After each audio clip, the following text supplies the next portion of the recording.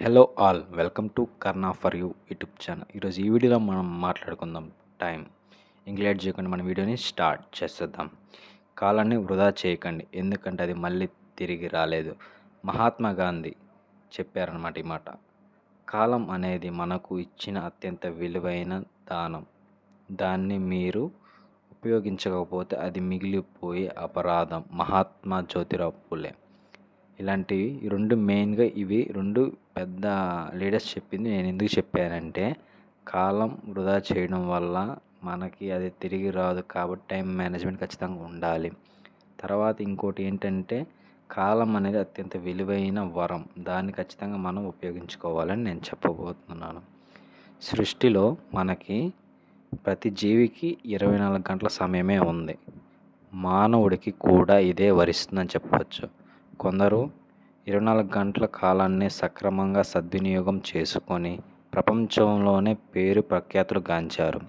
ఇదే సమయాన్ని మరికొందరు సరిగ్గా ఉపయోగించుకోకుండా చెడు ప్రభావాలతో జీవితాన్ని నాశనం చేసుకుంటున్నారు. కాలం అనేది మన చేతుల్లో ఉంది. దాన్ని సరిగ్గా వాడుకుంటే అది మన విజయాలకు దోహదం చేస్తుంది, లేకపోతే మనల్ని పాతాళంలోకి నెట్టుతుంది. ఈ వివేచనంతోనైనా రానున్న ఏడాదిలో జీవించి సక్సెస్ పొంది ఇతరులకు ఆదర్శప్రాయంగా నిలబడాలనేదే చివరి ప్రయత్నమే చిరు మాట అన్నమాట. మరికొన్ని రోజుల్లో నూతన సంవత్సరంలోకి ప్రవేశించబోతున్నాం అని చెప్పవచ్చు. మనం 2025లోకి మొన్ననే కొత్త ఏడాది వచ్చినట్లు అనిపిస్తుంది కదా. అంతలోనే సంవత్సరం చివరి మాసంలోకి వచ్చేసాం కూడా. టైం పరుగులు తీస్తుంది. కాలంతో పాటు మనం కూడా పరుగులు తీయాల్సిందే, లేకపోతే విజయ కెరటాలను చేరుకోలేం. మనం చాలామంది అంటే పెద్దవాళ్ళు కావచ్చు, విద్యార్థి దశలో ఉన్నవాళ్ళు కాబట్టి, మనం విద్యార్థి దశలో ఉన్నప్పుడు అంటే యాజ్ ఏ స్టూడెంట్స్గా ఉన్నప్పుడు విద్యార్థులు కాలాన్ని సద్వినియోగం చేసుకోవాలి. విద్యార్థులు కాలాన్ని సద్వినియోగం చేసుకోవడం ద్వారా తమ చదువుల్లో విజయాలను సాధించి తద్వారా వ్యక్తిగత అభివృద్ధి పొందుతారని చెప్పవచ్చు. ప్రతిరోజు ఒక సమయం పట్టిక అంటే టైం టేబుల్ని రూపొందించాలి.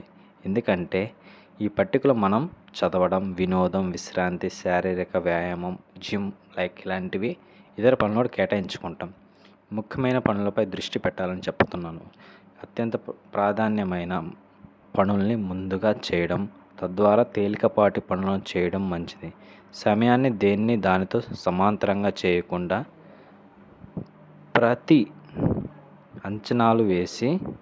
ప్రతి పనికి అంచనాలు వేసి దాన్ని పూర్తి చేయడం జరగాలి. నిరంతరంగా నెమ్మదిగా లేదా ఆలస్యంగా చేయకుండా పనులను పూర్తి చేయడం మంచిది.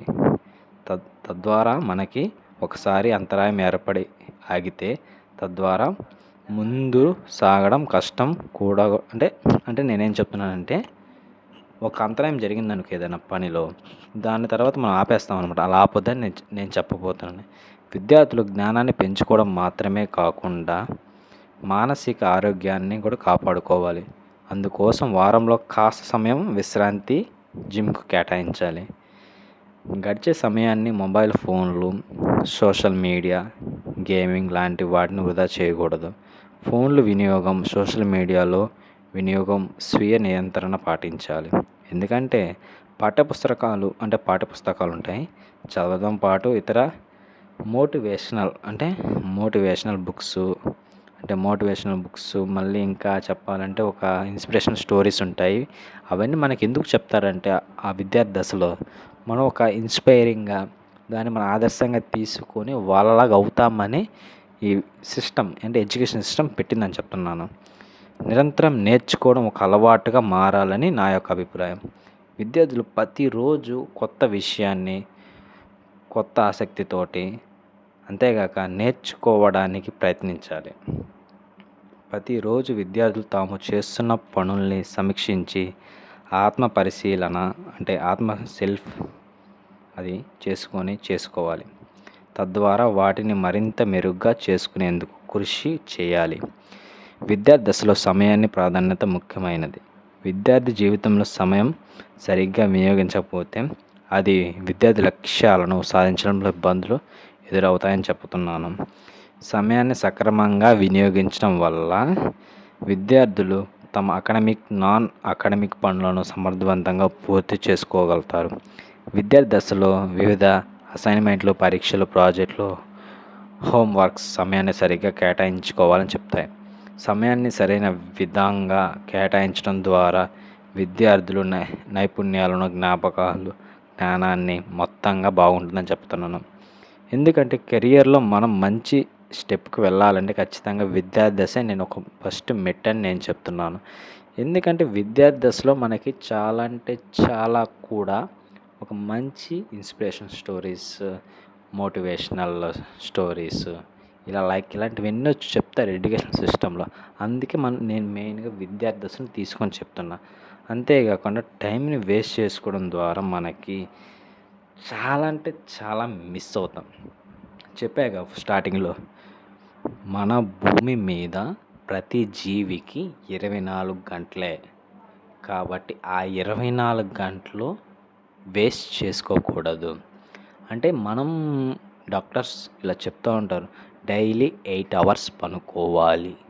దాన్ని నేను అపోజ్ చేయట్లేదు. ఖచ్చితంగా 8 అవర్స్ పనుకోండి. మిగిలిన టైంను సరిగ్గా యూటిలైజ్ చేసుకోండి అంటున్నా. అంతే నా యొక్క అభిప్రాయం. ఖచ్చితంగా మనం టైంను ఖచ్చితంగా యూటిలైజ్ చేసుకుంటే నువ్వు నీ కెరియర్లో అత్యంత స్థాయికి, నువ్వు ఆశించిన స్థాయికి నువ్వు చేరుకుంటావు. కాబట్టి నువ్వు టైంని మేనేజ్ చెయ్యి.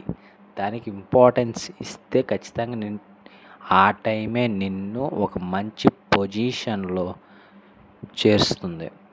కాబట్టి చెడు ప్రభావాలకు చాలా అంటే చాలా దూరంగా ఉండి టైంని వేస్ట్ చేయకుండా కాలాన్ని సద్వినియోగం చేసుకోవడమే ఈ వీడియో యొక్క ముఖ్య ఉద్దేశం.